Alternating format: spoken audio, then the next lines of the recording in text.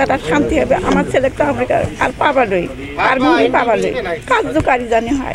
শুনি অবশ্যই আমি খুশি হয়েছি, কিন্তু আরও যারা শহীদ হয়েছে তাদেরও যেন খুশি হয়।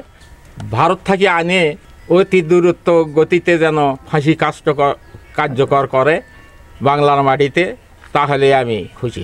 আমাদের প্রধান উপদেষ্টার কাছে আমাদের একটা দাবি, শহীদ পরিবারগুলোর পক্ষ থেকে এবং আহত পরিবারগুলোর পক্ষ থেকে, যে প্রধানমন্ত্রী শেখ হাসিনা তাকে বাংলাদেশে আনে এই মৃত্যুদণ্ড কার্যকর অতি দ্রুত করতে হবে।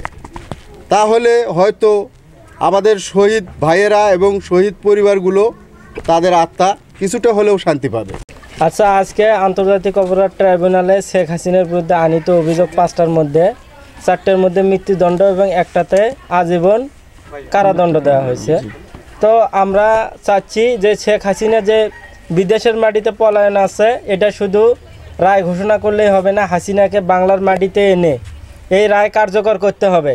যে আন্তর্জাতিক যে মহল আছে তাদের মাধ্যমে যে একজন খুনি, একজন স্বৈরাচারী শাসক একটা আমাদের পার্শ্ববর্তী দেশে পালিয়ে আছে, সেটা বহির্বিশ্বের দৃষ্টি আকর্ষণ করা এবং বহির্বিশ্বের চাপের মাধ্যমে বাংলাদেশে তাকে আসতে বাধ্য করার এরকম একটা পরিস্থিতি তৈরি করতে হবে সরকারকে।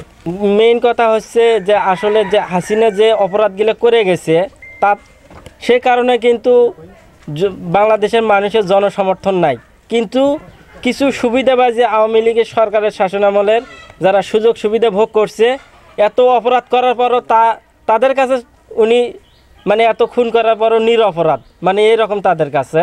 তারপরও কিছু তার দোসর এখনও এই বাংলার মাটিতে আছে, তারা বিভিন্নভাবে গুপ্ত হামলা করতেছে বিভিন্ন জায়গায়।